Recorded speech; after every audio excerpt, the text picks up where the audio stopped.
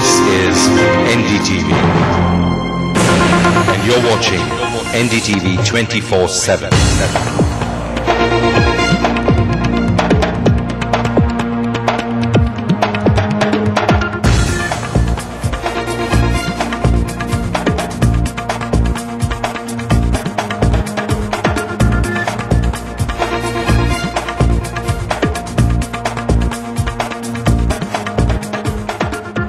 Good evening and a very warm welcome to We the People. On the program tonight, is history obliged to be politically correct? What if interpretations of history actually offend or hurt public sentiment? Should history then be censored? We've seen three different kinds of controversies this past week, all centering around this primary question. First, this weekend, the state of Uttar Pradesh joined the long list of states that wanted to ban the movie Jodha Akbar. Previous states include Rajasthan and Madhya Pradesh and Bihar, requiring the court's intervention to get the movie screened. Here in the capital, we saw violence erupting on the university campus all over a course paper that was being taught that interprets Ramayan in different ways from the North Indian orthodoxy. And we also had the Supreme Court intervene over a controversial book by James Lane on Shivaji, saying that while the ban on the book should be lifted, the offending paragraphs should be deleted. We're asking on We the People today, why are Indians so scared of history? And is history obliged to fall within the broad domain of popular opinion?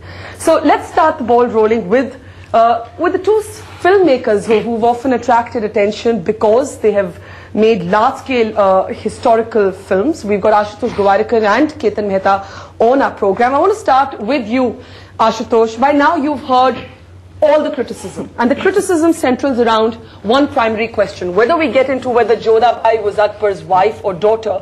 The primary criticism is you set out to make an imaginary love story set against the backdrop of history, which is really a fictionalized account of something that happened a long time back.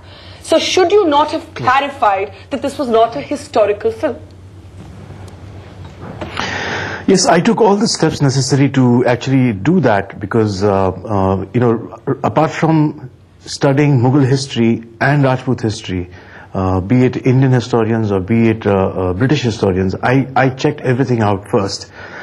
I also visited the royalty from where Jodha belonged. But having said all of that, I have realized that every history book and every historian, with due respect to them, have made their own study of it and made their own interpretation of it and have created an account of what must have happened. And you cannot say that a particular historian is wrong or right. It's an account which needs to be respected. What I have done is I've studied all of them and used all those aspects which I thought were more appropriate from my point of view, because since as I'm making a film and I want to entertain, but I want to entertain by celebrating this beautiful marriage of alliance that happened 450 years ago. Okay, let me hold you there. I use the name Jodha. Let me hold you there because you make an interesting point. You're saying it's not as if history is an exact science to begin with. There is actually no consensus within historians itself. Ketan Mehta, you, when you made The Rising around Mangal Pandey, faced similar criticism.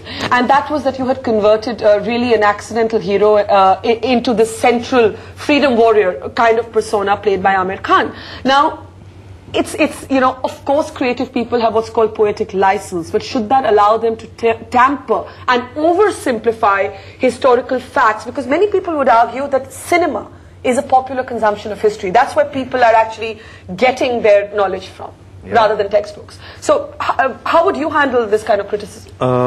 As a filmmaker and as an artist, I believe it's my function to create stories for the contemporary times. Okay. And for this, the entire history, to current events, to fantasies, to folklore, to dreams, all this is my raw material. But when it's fantasy, should you say it's fantasy instead of saying it's history?